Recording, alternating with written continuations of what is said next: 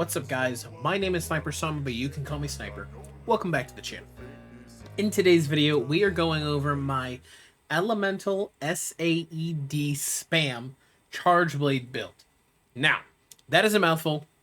However, although Savage Axe is better than SAED, thanks to some of the changes that they're making and with the title updates, they are making SAED better and better as we go along. Both by increasing the power that Charge Blade does in the SAED form, but also by adjusting the elemental hit zones of the monsters that we're fighting. So what I mean by that is Lagiacrus and Sergios, for example, they came out most recently, minus Omega, and they have better elemental hit zones than some of the monsters from the base game, such as, or from the first update, such as Gormagala or Arcbeld, for example. Okay, so what I have here is one of my favorite ways to play Charge Blade, and honestly, at least in my opinion, the more fun way to play Charge Blade, because it's very, very reminiscent of what I used to do in World before I learned how to use Savage Axe in Iceborne. So, without further ado, let's go ahead and get into it. To start, we have our Chrono Gear. This is our Rarity 8 Charge Blade. Now, Rarity 8 already in Charge Blade, okay? This is specifically an elemental phial, which is what you're going to be going after, assuming that you want to play this SAED playstyle and take advantage of the new good hit zones. Pay no attention to this purple aura. This entire purple aura is just because I'm in the training range right now, and so because I have 2 pieces of gore, Frenzy has been inflicted upon me, but we'll get to that in a little bit. So, on my Chrono Gear, we actually got some really, really solid rolls. We managed to roll 3 attack, 1 more, 2 more, 1 element boost, and 2 sharpness. Ideally for this build, you're going to want at least 2 attack or at least 2 element. If you can have 3 of any variation of them, it would be nice, but ideally you want at least 2 of one of them. You don't want like 1 element, 1 attack, 1 affinity, and the sharpness. No. You want 2 attack and an element, 2 element and an attack, or you want 2 and 2. You just kind of want to balance it out. This isn't like other ones where you just want to like balls to the wall, only attack boost. No. That's a different build, because holy, did I roll something earlier on my Arnian when I was making a bow build, and oh my lord, holy. We'll get to that later though, different video. Okay, we have this. And then we have our Gamma Arch-Tempered new Udra helmet, chestplate. We have throwback Gormagala arms, Gormagala coil, okay? And then we have the Duna Greaves, also the Gamma, the Arch-Tempered variant. And we have the Golden Age Charm. Now, the big thing is the weapon. We need to make sure it has element phials, and ideally you're going to want to go with Ice or Dragon. Now, the reason for that is because Ice and Dragon typically are considered the strongest elements because they have the least amount of monsters that are resistant to them. So, what I mean by that is if I were to go and look at all of the different monsters in the game, the majority of them are not going to have some sort of resistance to ice. In fact, the only 2 that I can think of off the top of my head that are resistant to ice would be Blungunga and Jindahad. Those are, I think, the only 2 that I can really like sit and think about right now that ice would not, or would not perform well against. As far as ice goes, though, you've got quite a few monsters that it is good against, and the same goes for Dragon. Dragon's a little bit less, but Dragon is more universal. Okay, so you want to go Ice or Dragon element phial, ideally in 3 attack infusion. And then reinforcement, a combination of 2 attack or 2 element with 1 element or 1 attack. And then here's our armor. Now that we've gone through all of that stuff, let's take a look at the decorations. On our weapon, we have 2 super important skills. 1 being load shells, 2 being artillery. And technically the 3rd skill, offensive guard, which is very, very important for the build at which we are using this Charge Blade. Okay, so we'll start with artillery.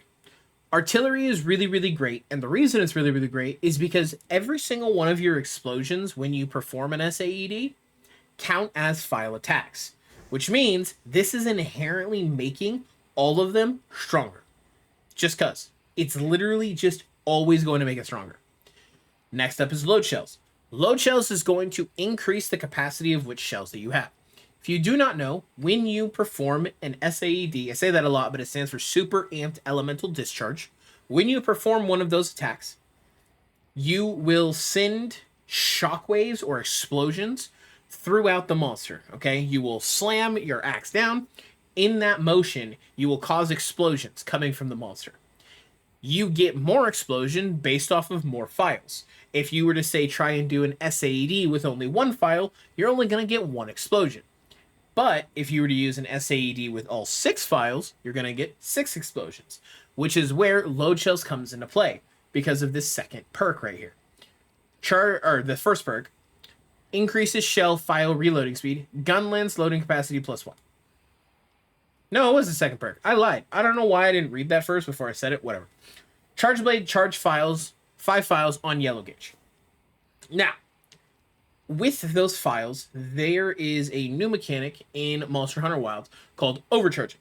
Overcharging makes your phials stronger, as well as lets you do everything except the SAED multiple times. What I mean by that is to get the super amped elemental discharge, you have to do the amped elemental discharge. Most of the time. We'll get to that. What I mean by this is that instead of going through the motions and, say, using 3 amped elemental discharge in a combo to then do a super one to use the rest of your phials, now it would only be using 1.5 phials, thus giving you more explosions of your super amped elemental discharge. I know it's a lot. Charge Blade is unfortunately the most complicated weapon when you aren't doing Savage Axe. So I'm trying to explain in a good, cohesive, quick way, but it's just not working. So we're going to keep going. Next up is Offensive Guard. And that's because Offensive Guard is huge. Not only do you get a damage increase to everything, but Offensive Guard is something that we're going to be taking advantage of a lot with this build. And that's because the super amped elemental discharge is truly magnificent when you pair it with something called guard pointing. If you are a World Iceborne Rise Sunbreak player, you know that on Charge Blade you had things called guard points. If you're only playing, or if you only played Monster Hunter Wilds, you would know it as a perfect guard. Okay? So guard points and perfect guards are pretty much one and the same. The idea behind a guard point was, in previous games, when your character would have the shield in front of them to block an attack, it would actually block the attack. You didn't have to click the button. You could force your character model into shielding, and it would actually work. The thing about that is that guard points and perfect guards are pretty synonymous. Synonymous? Is that the right word? I don't remember. They're universal with each other. They do the same thing. They act the same way. But the thing with Charge Blade is that with the perfect guard / guard point, you can guard and then follow it up immediately with the SAED. Meaning, Offensive Guard is getting procced, and you're able to spam your SAED much, much faster. Okay? Now that I've rambled about the weapon for 9 minutes, let's go ahead and get into the actual decorations. We have 3 protection jewels. This is because Divine Blessing is huge. We love it. We want it. We have 1, 2, 3, 4 Challenger jewels. This is giving us level 5 Agitator, which is great to increase our damage. Okay? We have 1, 2, 3 Phoenix jewels. This is because Coalescence procs whenever we end up losing an abnormal effect. So, how is this going to proc every single time we want it to, you ask? Well, that's where Antivirus comes in and the Frenzy from our Gormagala pieces. Thanks to these 3 pieces of Sane, not only are we getting our affinity boost after getting rid of Frenzy, but once we get rid of Frenzy, Phoenix also procs, giving us more Coalescence, giving us more elemental attack, thus giving us more SAED explosions because it just increases our element. And then last but not least, we have a Shockproof. And then down here we have the attack tool. Ideally down here, you want to use an attack boost. If you don't have one, you can substitute it for any of the 3 perks up here: magazine, artillery, or even the offensive guard. If you are trying to fight something that has unblockable attacks, you could also go with guard up. But this is pretty much the build. And then obviously we have our hunting horn. When don't we?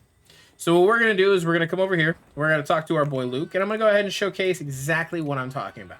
So, skill selected: agitator, coalescence, antivirus. Okay. We'll put it in smash mode. And you can see. So what we're going to do to start is we are going to go ahead and build up our phials. We're at red phials now. If we were to charge them, you can see they are now overcharged. You can tell by the little like sparkle or like flare effect on the top of them. So we're going to go ahead and charge our shield. Our shield is now charged. So let's go ahead and charge up another 5 phials. Perfect. Now that we have all of this, let's go ahead and get rid of Frenzy, so we can have Coalescence proc. Perfect.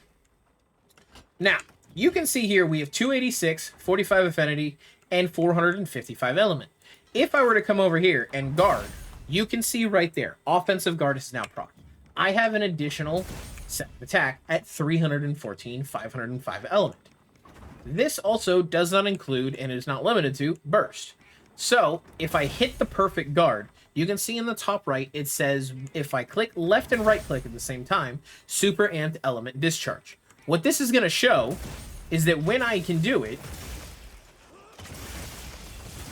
it sends those phial explosions. And now you'll see that my phials are no longer overcharged. But since I guarded so many times, they're back to red. So we're able to do it again. Alternatively, thanks to how the build works and just how strong Savage Axe can be, you can also use this build with Savage Axe. So you can choose to do a Savage Axe windup, or you can guard into the super amped elemental discharge. So what I mean by you can warm up into the Savage Axe is if you go into Savage Axe mode. Let's go ahead and charge these phials. And we morph slash. You can see here, element discharge 1, element discharge 2, into an amped elemental discharge, into a super amped elemental discharge. And we only used half of a phial to do that entire combo. So, it's up to you if you want to do Savage Axe or if you want to do the SAED spam. Personally, as a former World and Charge Blade main in World player, I really like the SAED spam. It's just not wonderful. I highly recommend you guys giving it a shot with this beauty of a Charge Blade. I truly love it. I hope you guys did too. I hope you guys enjoyed the video. Thank you all for coming and watching. Thank you all for hanging out. Don't forget to like, don't forget to comment, don't forget to subscribe, and I'll see all of you in the next one. Farewell.